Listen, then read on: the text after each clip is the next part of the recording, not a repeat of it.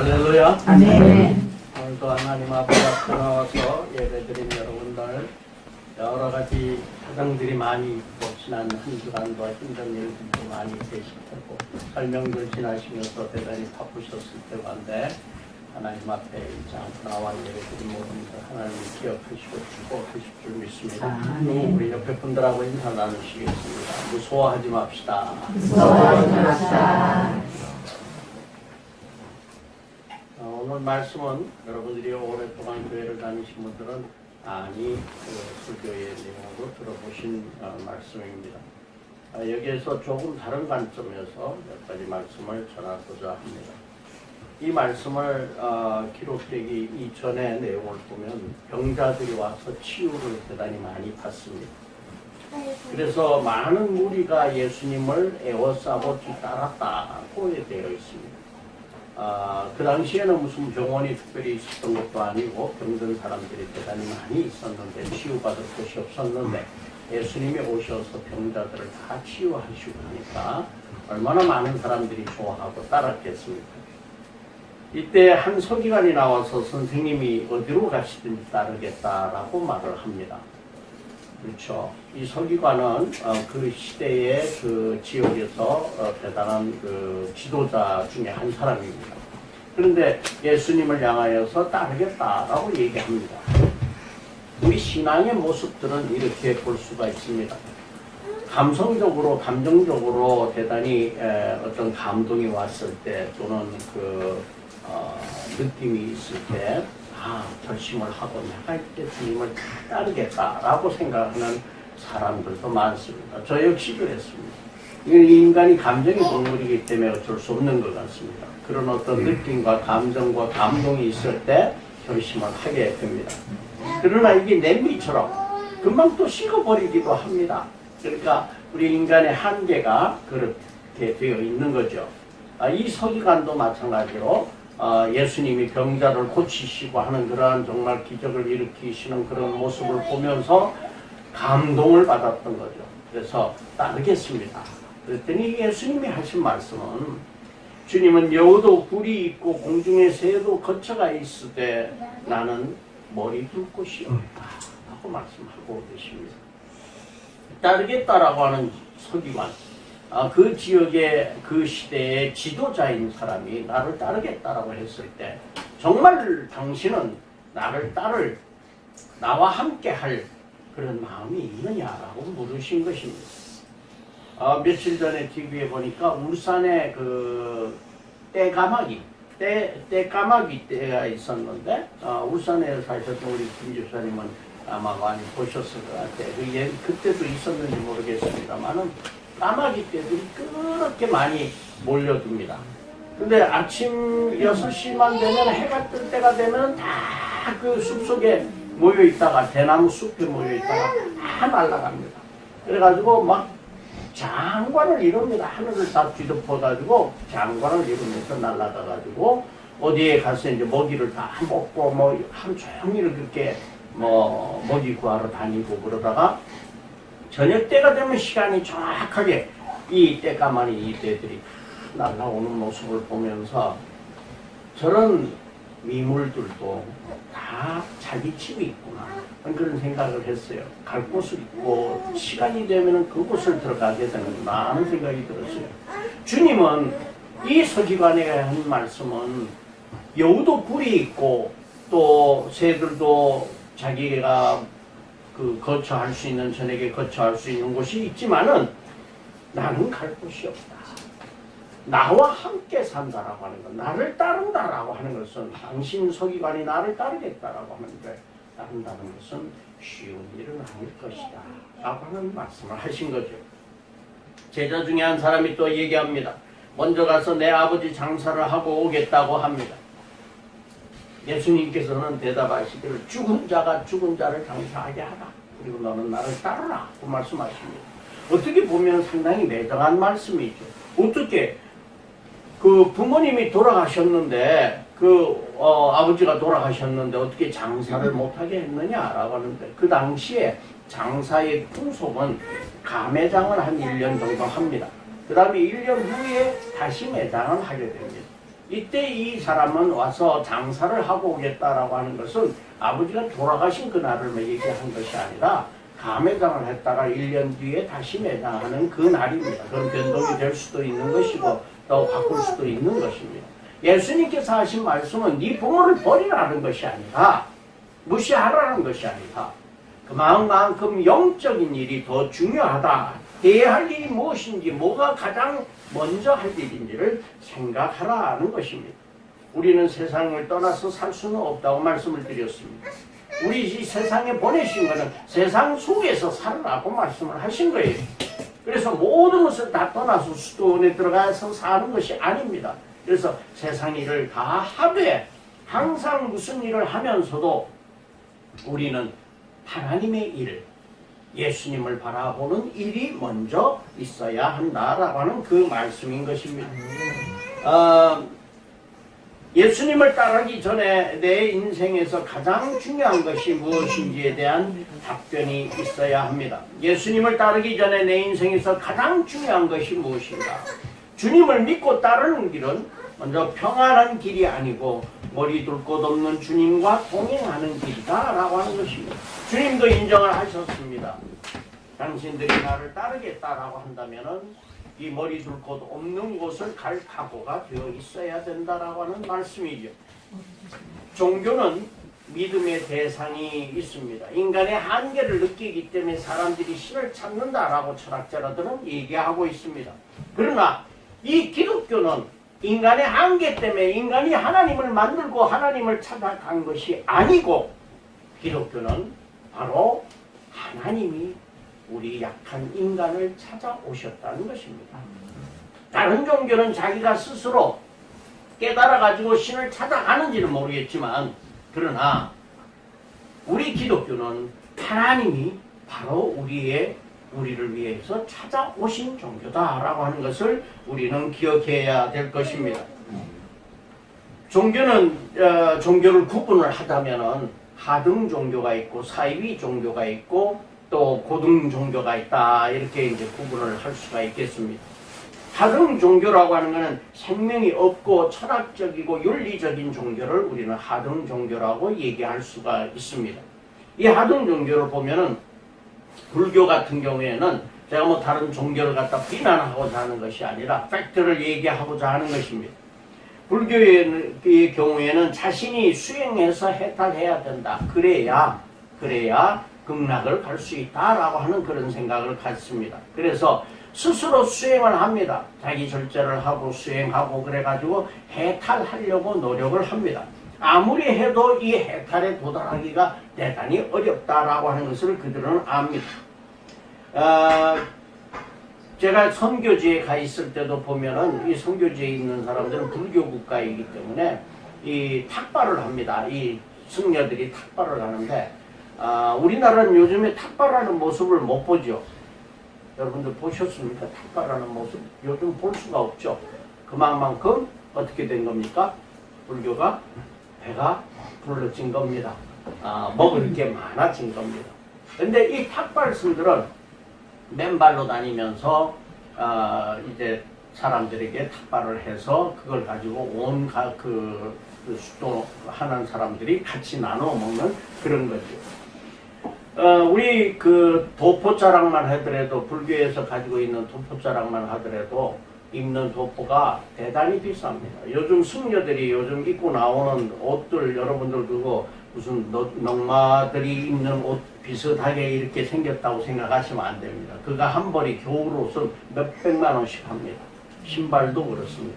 하여튼 대단히 비싼 옷들을 걸치고 다니면서 수도한다고 스스로 자기가 해탈해 보려고 노력한다라고 수행하는 사람이라고 얘기합니다. 그 성철 스님이 불교에서는 많이 존경을 받습니다만은 이분이 존경을 받는 이유 중에 하나가 가지지 않았다는 것입니다. 가지려고 하지 않았다는 것 때문에 다른 사람들이 다 하지 못하는 것을 그 사람은 했다라고 하는 데에서 대단히 존경을 받는 것입니다. 왜곡되어 가고 있는 거죠. 철학이나 윤리가 모든 것을 구원할 수가 없다라고 하는 것입니다. 유교도 마찬가지입니다. 윤리고 철학일 수는 있지만은 그러나 구원을 이룰 수는 없다라고 하는 것입니다. 사이비 종교들은 대단히 우리나라의 사이비 종교들이 대단히 많습니다. 그래서 신을 믿는 것이 아니라 자기가 신이 되어 가는 것입니다. 이것이 사이비 종교입니다. 그러니까 신의 자리에 자기의 위치를 갖다 놓는 것이 있다면 그건 모두가 다 사이비다라고 하는 것을 우리는 생각해야 될 것입니다. 신천지의 이만희가 자기가 예수라고 얘기합니다. 자기가 구원자라고 얘기합니다. 메시아라고 얘기합니다. 유병헌이도 마찬가지입니다. 유병헌이 같은 종교, 그 사람은 그런 종교는 얼마든지 이루어질 수 있습니다. 배고픈 사람들에게 먹을 걸 주고 일자리 주고 그 사람들을 불러 모아서 또 그 일자리 주고서 준 돈을 가지고 헌금하게 하고 그 돈을 가지고 자기는 지부하고 살았던 것입니다. 유병헌이가 도망다닐 때 들고 다녔던 현금이 수십억을 들고 다녔던 것입니다. 그러면서 만나는 사람들 다 뇌물을 주고 매수하고 하였던 것입니다. 문선명이도 영원히 죽지 않을 것 같지만은 떠나갔습니다. 이제 통일교도 아마 이제 누굽니까 그 문선명이 이후에 지도자들이 한 사람 두 사람씩 이제 떠나가고 있습니다. 그럼으로써 아마도 통일교도 이제는 멀리 기억 속에서 사라지게 될 것입니다. 이 근처에 있는 에덴 성회에 있는 사람, 그 이영수라고 하는 총회장이라고 거기서는 부릅니다. 이영수 목사라고 하는 총회장이라고 목사라고 부르지 않고 총회장이라고 부르는데 이 사람은 하늘나라에 올라가가지고 하나님을 만나기 위해서 하늘나라에 갔는데 예수님이 나중을 나와가지고 하나님께 소개를 해주더라 자기를. 그래서 자기가 하나님을 친견하고 뵙고서 인사드리고 내려왔다. 그래서 자기 사명을 가지고 내려왔다라고 얘기합니다. 자기가 바로 감람나무라고 얘기를 합니다. 구세주라고 얘기하는 것이죠. 이렇게 사이비 종교들은 대단히 자기의 위치를 높여가지고 많은 사람들을 착취하는 형태의 모습들을 가지게 됩니다. 미국에서도 많은 그러한 이런 사이비 종교들이 있습니다. 심지어는 코인이라고 하는 크리스천 어컬트 인베스티게이션 네트워크라고 하는 모임이 있는데 그 모임에서 이제 조사를 나가 보면은 그 모임에서 하는 것들은 그러니까 사이비 종교자들이 어린아이를 납치해서 어린아이를 죽여서 피를 뿌리고 제단에 뿌리고 자기들이 신적인 그러한 예배를 드렸다라고 얘기하면서 그렇게 살아가는 사람들도 실제로 있습니다. 또 그를 따르는 사람들도 있다는 것입니다. 사람들이 자기들이 충족되지 않는 것들을 무언가 다른 것에 의해서 충족시켜주는 사람을 따라간다라고 하는 것입니다. 배고픈 것은 충족시켜주는 사람, 배고픔 때문에 가는 것입니다.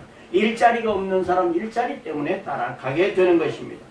그러나 고등종교라고 우리가 구분을 합니다만 사실은 기독교는 이러한 종교에 분류하고도 구분할 수 있는 같은 부류가 전혀 아닌 것입니다. 그러나 구분한다면 고등종교는 생명의 대상, 창조주를 찾아가는 것이다 라고 하는 겁니다. 생명의 창조주이신 하나님이 우리를 찾아오셔서 우리를 죄악 가운데서 구원해 주시는 종교가 바로 이 기독교다라고 하는 것이죠. 요한복음 6장 35절 말씀에 예수께서 이르시되 나는 생명의 떡이니 내게 오는 자는 결코 줄이지 아니할 터이요 나를 믿는 자는 영원히 목마르지 아니하리라 하고 말씀하고 있습니다. 생명의 근원이 어디인가 라고 하는 것을 밝혀주는 것, 이거는 기독교밖에 없다라고 하는 것입니다. 또한 이 우주의 이 엄청난 우주의 창조의 역사, 이 우주의 기원이 시작이 어디서부터인가 라고 하는 것을 밝혀주는 종교는 기독교밖에 없다라고 하는 것입니다. 이것이 바로 참 종교라고 얘기하는 것입니다. 기적을 바라보는 믿음을 가지고 그들은 나왔습니다. 기적이란 건 무엇입니까? 우리는 말할 때 기적이란 건 있을 수 없는 일이 이루어진 것을 우리는 기적이다라고 얘기합니다. 우리 성경에서는 표적이라고 표현을 하기도 합니다. 표적이라고 하는 것은 기적의 의미를 조금 더 종교적인 의미를 가지고 표현한 것이라고 볼 수가 있습니다. 그러니까 기적이라는 건 무엇인가? 이 기적이 일어났을 때, 있을 수 없는 일이 일어났을 때 우리는 두 가지로 생각합니다. 하나는 우연히 일어난 일이다 라고 생각합니다. 우연히 정말 시체말로 재수 좋아서 참 운이 좋았다 이렇게 또 얘기하죠. 이렇게 일어난 일이라고 보는 경우가 있습니다. 또 다른 하나는 하나님의 인도하심으로 이것이 일어난 일이다라고 우리가 생각을 하게 됩니다. 한국이 1950년대, 60년대 살지 않았던 우리 젊은이들의 경우에는 한국이 얼마나 가난했었는가라고 하는 것을 사실은 잘 모릅니다. 그 당시에는 모두가 다 가난했습니다. 정말 가진 사람들이 몇몇이 있었지만은 그러한 사람들도 역시 가난한 것은 마찬가지였습니다. 쌀떡이 쌀이 좀 풍부했을 뿐이지 우리 문화라든지 우리 여러 가지가 모든 것들이 다 가난하게 살았던 그 시대였습니다. 이런 한국의 경제가 지금의 경제하고 비교를 한다면은 이거를 바로 기적이라고 얘기합니다. 한국의 경제는 기적을 이룬 나라다라고 얘기합니다. 그래서 많은 이 동남아 사람들이나 외국 사람들, 아프리카 사람들이나 이런 사람들이 이 근처에 있는 가나안 농군학교에 와서 교육을 받는데 제가 이제 가서 그 사람들에게 강의를 계속 했었습니다. 근데 그 사람들의 이야기를 들어보면 한국의 경제 발전이 어떻게 해서 이게 있을 수 없는 일이 이루어졌느냐 그걸 배우고 싶다라고 얘기를 합니다. 제가 태국에서 치앙마이 대학교에 있을 때도 이 학생들하고 교수들이 알고 싶어하는 게 한국의 경제 발전은 어떻게 해서 이루어졌는가 그거를 굉장히 궁금해합니다. 이거는요 우연히 이루어진 것이 아닙니다. 하나님의 축복입니다. 하나님이 우리 대한민국을 사용하시고자 하는 하나님의 축복이 아닐 수 없습니다. 우리나라 역사를 보면 그렇습니다. 6.25 전쟁에서 우리 이 남북이 분단되어 있는 상황도 역시 마찬가지. 이거는 하나님이 의도하신 바 뜻이 있다라고 하는 것을 우리는 기억해야 됩니다. 인간적인 바람은 전능하신 분이 우리를 기적처럼 모든 고통과 고난에서 어려움에서 구해 주시리라고 기대하게 됩니다. 이거는 자기 본의적인 생각입니다. 내 스스로 나의 본의적으로 생각한다면 그렇게 되기를 바라는 것이 당연합니다. 그러나 우리 주님의 입장에서 생각한다면 사실은 매일매일 우리가 살아가고 있다라고 오늘 아침에도 눈을 뜨고 하나님께 예배드릴 수 있다는 것, 내일도 또 눈을 뜰 수 있다는 것, 그리고 함께 일을 할 수 있다는 것은 기적이 아닐 수 없다라고 하는 것입니다. 우리는 기적을 매일 체험하고 산다는 것에 우리는 감사하고 살아가야 될 것입니다. 고난은 하나님의 영광을 나타내시기 위해서 우리에게 주시는 고난이고 두려움이다 라고 하는 것이죠. 하나님이 주시는 시험이 아닙니다. 하나님이 주시는 시험이 아니라 허락하시는 시험일 수도 있다라고 하는 것입니다. 하나님이 허락하시면은 욥이 가졌던 그러한 시험처럼 우리를 단련시키기 위해 주시는 그러한 우리의 고난일 수도 있다는 것입니다. 그러므로 우리는 우리가 어려움 속에 있을 때, 고난 속에 있을 때, 두려움 가운데 있을 때 우리는 더욱더 믿음을 가져야 됩니다. 의심하지 말고 믿음을 더욱더 가지고 굳세게 나가야 될 것이라고 믿습니다. 인생에서 무엇이 가장 중요한 것인가를 우리는 답할 수 있어야 됩니다. 육신의 일은 축복받고 풍요롭게 잘 사는 삶이라고 얘기를 합니다. 우리 젊은 학생들에게 물어봅니다. 우리 군인 청년들에게도 물어봅니다. 무엇이 잘 사는 것인가? 어떻게 살고 싶은가? 아주 부유롭게 살고 싶다는 것이 그들의 대부분의 답입니다. 10명이면 9명은 다 그렇게 답변을 합니다.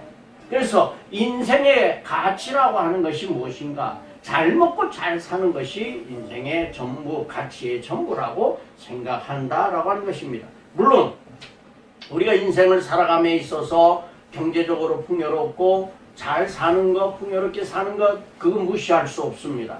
중요합니다. 그러나 더 중요한 일은 우리가 영혼의 삶을 살아가는 것입니다. 이 영혼의 삶이라고 하는 것은 무엇인가? 풍요롭게 사는 것이 아니라 비우고 버리는 삶이다라고 하는 것입니다. 우리를 비워가야 된다라고 하는 겁니다. 우리의 욕심을 줄여가야 되고 비우고 버리는 삶이 있어야 된다는 것입니다. 주님을 따르는 길은 인생의 어떠한 과제보다도 중요한 것으로 여겨야 됩니다. 마태복음 10장 말씀에 아비나 어미를 나보다 더 사랑한 자는 내게 합당치 않고 아들이나 딸을 나보다 더 사랑하는 자도 내게 합당치 않다고 말씀하고 계십니다.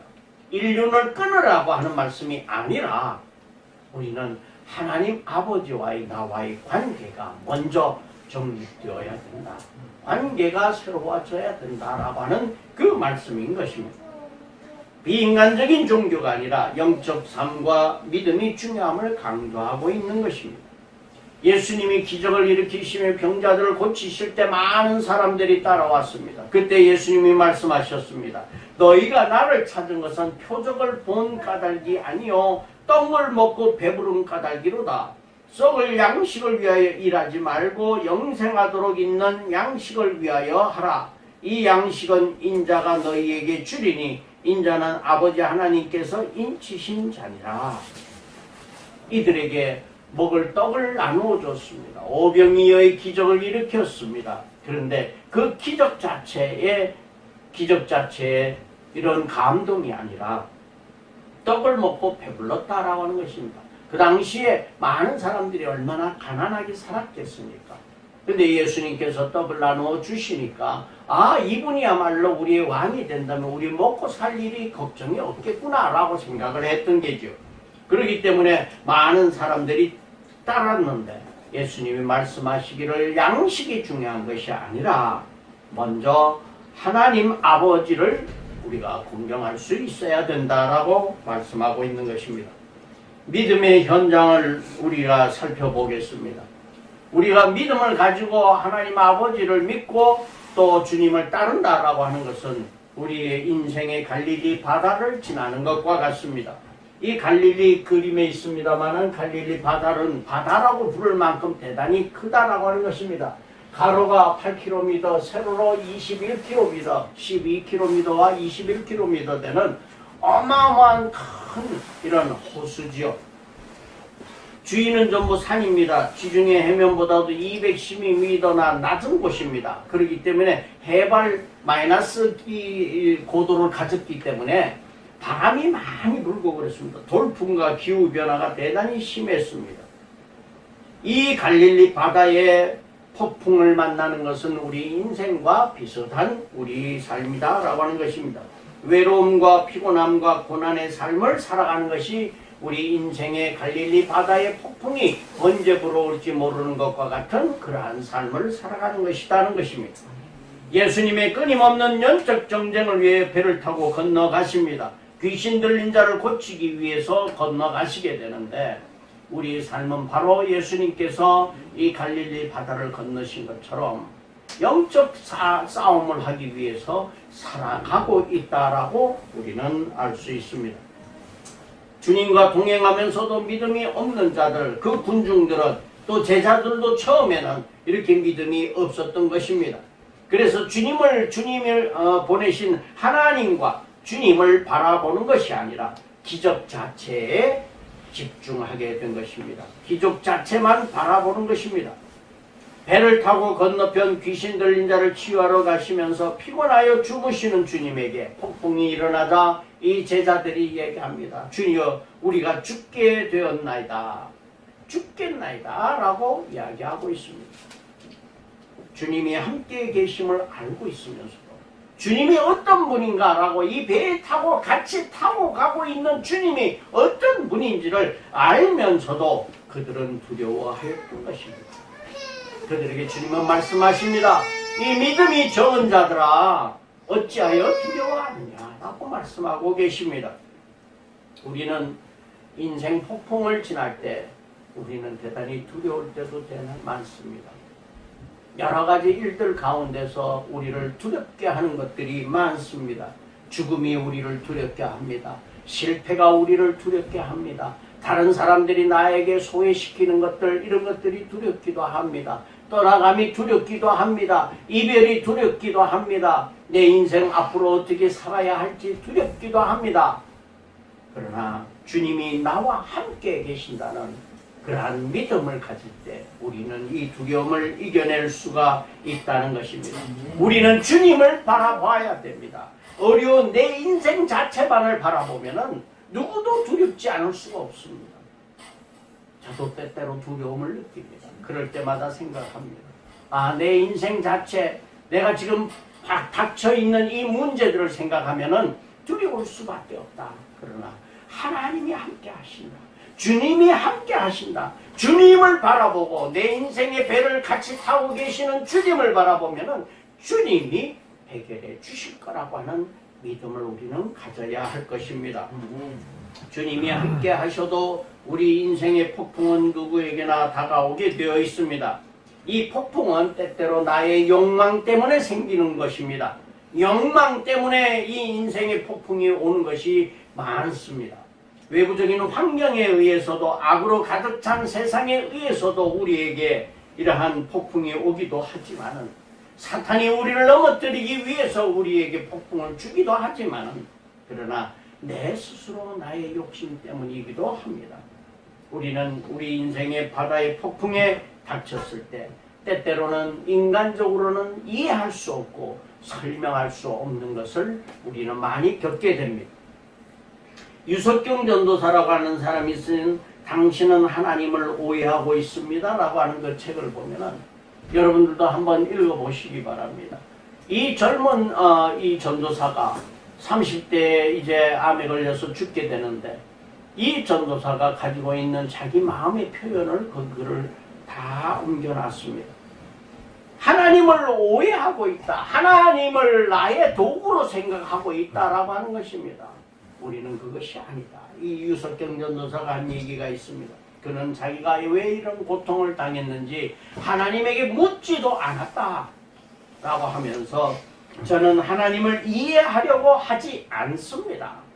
하나님을 이해하려고 하면 이해하지 못할 때가 대단히 많다라고 하는 겁니다. 우리의 인생의 폭풍 가운데 있을 때 우리는 하나님을 이해할 수 없을 때가 많다는 것입니다. 그러나 그저 하나님을 저는 신뢰할 뿐입니다 라고 말하고 있습니다. 이해하는 것이 아니라 하나님을 신뢰한다는 것입니다. 비록 내가 내일 모레 죽는다고 할지라도, 죽음이 내 앞에 온다고 할지라도, 내가 하나님을 이렇게 잘 믿었는데 나에게 고난이 온다고 할지라도, 이 유석경 전도사는 나는 왜? 라고 묻지 않고 그저 하나님을 신뢰합니다 라고 고백을 하고 있습니다. 사람들이 이러한 폭풍이 다가올 때 대부분 생각합니다. 죽게 된 현실에만 매몰돼 가지고 주님의 손길을 느끼지 못한 것입니다. 하나님이 안 계신 것이 아니라 내가 못 느끼고 보지 못하는 것이라고 하는 것을 우리는 알아야 합니다. 하나님이 옆에 계신 것을 잊어버리거나 하나님이 무능하다고 생각하기도 합니다. 주님을 바라보지 않고 당한 고난과 고통만을 바라본다라고 하는 것입니다. 하나님은 우리와 함께 계시는데 그 함께 계시는 주님 바라보기보다 내가 당한 고난과 고통에 매몰되어 버릴 수가 있다라고 하는 것입니다. 폭풍이 올 때 우리는 하나님께 울부짖습니다. 내가 죽게 되었나이다. 그러나 하나님은 이러한 울부짖는 음성을 들으시고도 듣지 않는 것처럼 침묵하실 때가 우리 인생 가운데 많이 있다라고 하는 겁니다. 여러분들 그동안 우리 하나님을 잘 믿어오신 분들도 하나님 앞에 간절하게 기도하며도 하나님이 응답하시지 않을 때처럼, 않는 것처럼 느껴질 때도 많이 있었을 겁니다. 그러나 그 순간에도 하나님이 나와 함께 계신다는 것을 우리는 알아야 합니다.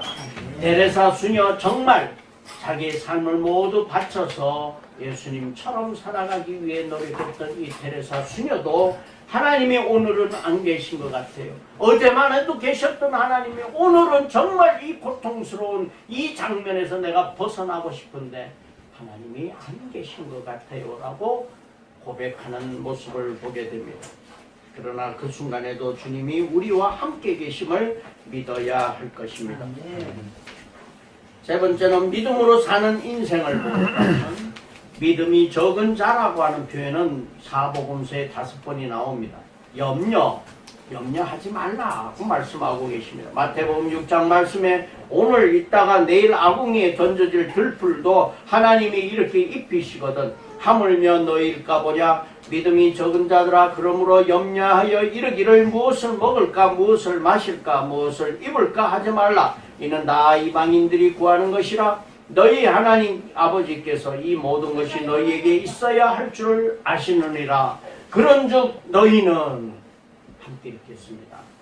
먼저 그의 나라와 그의 의를 구하라. 그리하면 이 모든 것이 너희에게 있어야 할 줄을 아시느니라. 하나님이십니다.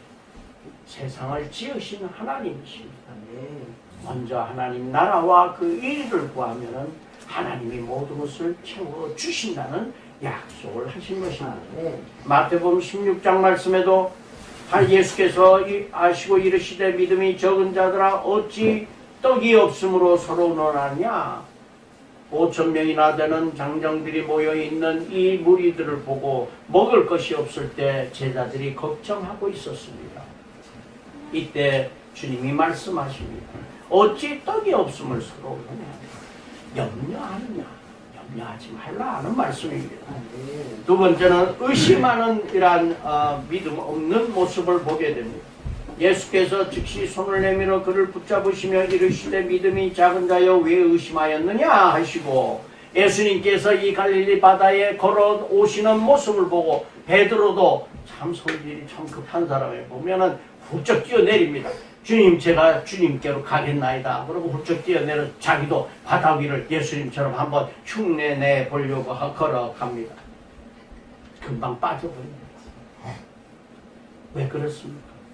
의심하면서 흉내를 내었기 때문입니다. 우리는 하나님을 믿는다고 하면서 내 마음속 한구석에 과연 정말 하나님이 계신가라고 하는 의심이 있을 때가 있습니다. 하나님이 계신다면 어떻게 이럴 수가 있는가라고 하는 의심과 염려가 두려움이 있기 때문에 물속에 빠질 수밖에 없다라는 사실을 우리는 기억해야 됩니다. 마태복음 17장에 말씀하시되 이르시되 너희 믿음이 작은 까닭이라 진실로 너희에게 이르노니 만일 너희에게 믿음이 겨자씨 하나일 만큼만 있어도 이 산을 명하여 여기서 저리로 옮겨지라 하면 옮겨질 것이요 또 너희가 못할 것이 없으리라. 이 말씀을 가지고 많은 사람들이 그렇게 생각하는 거지. 하나님 저 부자 되게 해주세요. 하나님 저 이런 문제 해결해 주세요. 이거 풀어주세요 라고 얘기합니다. 주님이 하신 말씀은 당신의 이익을 위하여 자기 이익을 위하여 자기 이익을 추구하라는 말씀이 아닙니다. 산을 왜 옮깁니까? 산을 옮길 수가 있습니까? 진짜 말해서 옮길 수가 있습니까? 예수님이 하신 말씀은 그 말씀이 아니라 하나님의 영광을 위하여 모든 일을 하라. 하나님의 영광을 위하여 모든 일을 할 때 하나님께서 도우시고 인도하여 주신다라고 하는 그 말씀인 것입니다. 우리 믿음의 방해 요소들이 여러 가지가 있습니다. 아까 말씀드린 염려와 두려움이라는 방해 요소. 두려움은 어디에서 옵니까? 허황된 욕망 때문에 오기도 합니다. 죄악된 마음 때문에 오기도 합니다. 우리 죄악 가운데 있을 때 마음이 두렵습니다. 욕심이 많을 때 우리는 염려가 오게 되는 것입니다. 두려움이 생기는 것입니다. 또 하나님의 능력보다 자신의 능력을 더 믿고 사는 사람들은 항상 염려와 두려움 속에 있습니다. 이러한 교만과 오만은 바로 두려움 가운데 우리를 살게 만든다라고 하는 것입니다. 또 세상의 즐거움과 마취된 인생을 살아가는 사람들이 염려와 두려움 가운데 살아간다는 것입니다. 우리가 하나님이 원치 않는 습관이 있다면 우리는 버려야 할 것입니다. 왜 우리가 한 발짝 더 앞으로 가지 못하는가? 왜 한 발짝 더 주님에게 가까이 가지 못하는가? 내가 내 것을 버리지 못하기 때문인 것입니다. 많은 사람들이 바로 자기 것을 움켜쥐고 있기 때문에 한 발짝 더 가지 못하는 것입니다. 버리고 나면 훨씬 더 많이 주님을 바라볼 수 있는 눈이 열린다는 사실을 모르고 있기 때문에 눈을 뜨고도 바라보지 못하는 것입니다. 옆에 계심에도 보고 알고도 느끼지 못하고 살아가는 사람들인 것입니다. 우리는 내가 가진 나쁜 습관, 나쁜 일들, 죄악된 일들, 욕망을 내려놓기만 한다면 더욱더 주님을 가까이 모실 수 있고 주님을 따를 수 있다는 사실을 우리 기억하시기 바랍니다. 아멘. 의심과 회의라고 하는 방해 요소가 있습니다. 투명한 의심을 갖는 것은 대단히 중요합니다. 하나님이 과연 어떤 분인가? 나에게 어떤 일이 일어나는가? 라고 하는 투명한 의심을 갖는 것은 믿음의 확신을 가져올 수 있다는 것을 우리는 생각해야 됩니다. 그러나 불순종과 우상을 섬기려는 사탄의 유혹에 휘말려서 의심을 가져오는 것은 나의 믿음에 방해가 된다는 사실입니다. 하박국서가 1, 2, 3장으로 되어 있는데 1, 2, 3장 전체를 보면은 하나님과의 대화를 하는 것입니다. 이 하박국 선지자가 그 당시에 이스라엘 백성들에게 얘기합니다. 이 불의가 팽배한 시대에 하나님이 계신데 어떻게 불의했느냐? 불의가 팽배할 수가 있느냐? 라고 얘기를 합니다. 그럴 때 하나님이 답변하십니다. 내가 바벨로니아 사람들을 일으켜서 이 사람들을 다 심판하리라 하고 얘기합니다. 그럴 때 이 하박국 선지자는 또다시 하나님께 질문합니다. 하나님, 어떻게 우리 선택된 민족을 이방인들인 바벨론 민족들이 와가지고 우리를 침략할 수가 있습니까? 우리를 어떻게 그 사람들을 통해서 심판할 수가 있겠습니까? 그들은 우리보다 더 악한 사람들인데 그럴 수 있습니까? 라고 질문할 때 예수님이 오로지 의인은 믿음으로 말미암아 살리라고 답변을 하시게 됩니다. 의인은 믿음으로 말미암아 살리라고 하는 것, 믿음을 가져라 하는 것입니다. 믿음을 가진 자는 살아날 것이다. 그 사람들이 이방인이든 유대인이든 상관없이 모두가 다 살아날 것이다 라고 하는 말씀인 것입니다. 믿음이라는 것은 무엇입니까? 머리 둘 곳 없는 주님만 함께 하신다면 우리는 모든 것이 이루어질 수 있다라고 믿는 것입니다. 맡기고 사는 삶이 믿음의 삶이라고 하는 겁니다.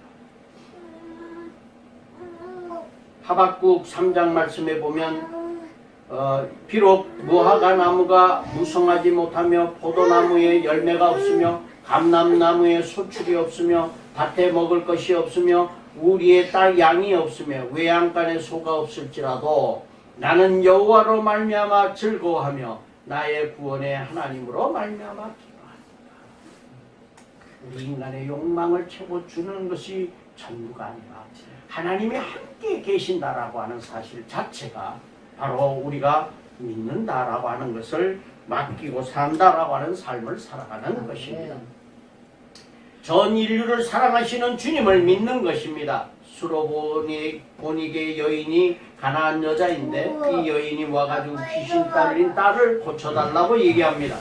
그럴 때 마태복음 15장 말씀에 보면은 자녀의 떡을 취하여 개들에게 던짐이 마땅하지 않다. 이방인인 너에게 내가 고쳐줄 의무가 없다라고 하는 말씀입니다. 그럴 때 이 여인이 말합니다. 주님 사실입니다. 그러나 상아래 개들도 자녀의 손에서 떨어지는 빵부스러기를 먹고 삽니다. 그럴 때 주님이 말씀하십니다. 여자야 내 믿음이 크도다. 내 소원대로 됐다.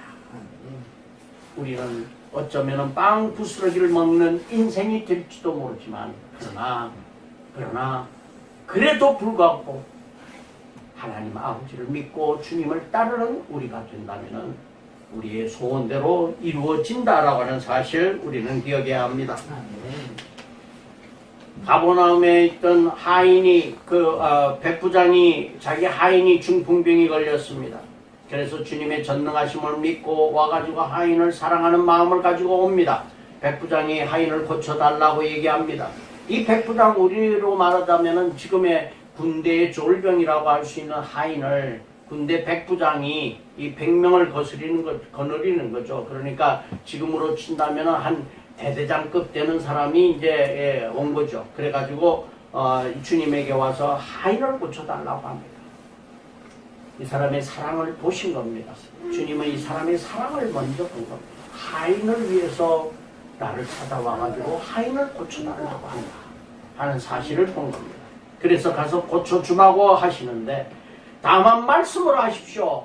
그냥 말씀으로만 하셔도 낫겠나이다 라고 얘기를 합니다. 그러다 주님이 말씀하십니다. 내가 진실로 너희에게 이르노니 이스라엘 중에 아무에게도 이만한 믿음을 보지 못하였노라 하고 말씀하고 계십니다. 말씀으로만 하십시오. 믿겠나이다 하는 것입니다.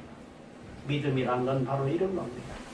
주님이 우리 집에 오시지 않더라도 오심을 감당하기 어려우니 말씀만 해주시면 나을 줄 믿습니다 라고 하는 것을 그 믿음을 말씀하고 있는 것입니다. 주님이 언제 어디서나 함께 하신다는 약속을 믿는 게 믿음인 것입니다. 이사야서 43장 말씀에도 분명하게 말씀하고 계십니다. 2절 말씀에 오늘 읽은 부분 말씀에 내가 물 가운데로 지날 때 내가 너와 함께 할 것이라. 강을 건널 때 물이 너를 침몰하지 못할 것이며 내가 물 가운데 지날 때 타지도 않을 것이며 불꽃이 너를 사르지도 못하리니. 언제 어디서나 함께 하신다는 이 약속의 말씀. 마태복음 28장 20절 말씀에도 내가 너희에게 분부한 것을 모든 것을 가르쳐 지키게 하라. 볼지어다 내가 세상 끝날까지 함께 있겠습니다. 시작. 너희와 항상 함께 있으리라 하시니라. 그러므로 우리는 어떠한 경우 어떠한 자리에서 두려움 없이 예수님이 우리와 함께 사신다는 사실을 우리는 믿고 살아가야 할 것입니다. 제임스 에머리 화이트라고 하는 사람이 이해할 수 없는 하나님 사랑하기라고 하는 책 속에 이런 글귀가 있습니다. 함께 읽겠습니다. 시작. 내 마음에 온유함이 있다면 그것은 가슴이 찢어지는 경험에서 온 것이다. 내 지성에 신뢰할 만한 것이 있다면 그것은 의심의 모르에서 제로된 것이다. 나의 관계에서 어떤 깊이가 있다면 그것은 상처를 통해 오는 것이다.